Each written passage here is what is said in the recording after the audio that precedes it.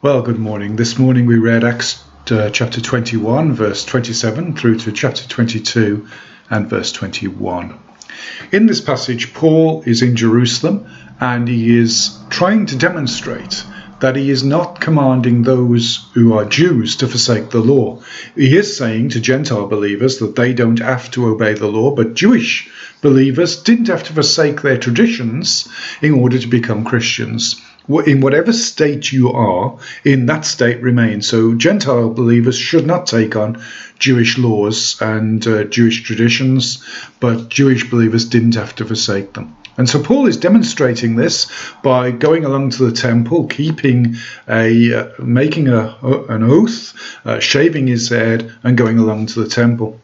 The Jews who've heard him preach to Gentiles assume that the people who he is with are Gentiles. And so they say that he's brought Gentiles into the temple, and no one seems to want to find out the facts. They just riot, beat Paul, pull him out of the temple area. And Paul has to be rescued by the Roman centurion.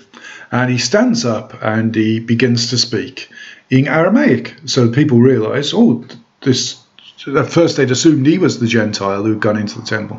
When they hear him speaking in Aramaic, they listen to him. And Paul begins to share his testimony of how he, as a devout Jew, had come to recognize Jesus as the Word made flesh, in John's words. God had dwelt among us, as Paul wrote in his letters. The fullness of the Godhead dwelt in Jesus. And he began to explain how he had come to this conclusion, how Jesus had appeared to him on the road, how he'd been prayed for by Ananias, and how he had begun to preach the gospel, and how he had gone at God's command to take the gospel, the good news, to the Gentiles.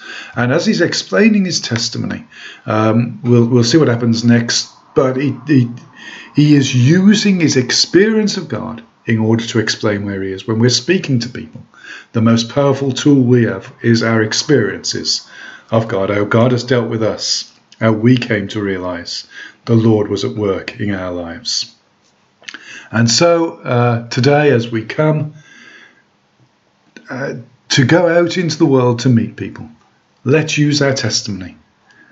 Even in the face of hostility, let's use our testimony as the great tool for the gospel. The Lord bless you. Amen.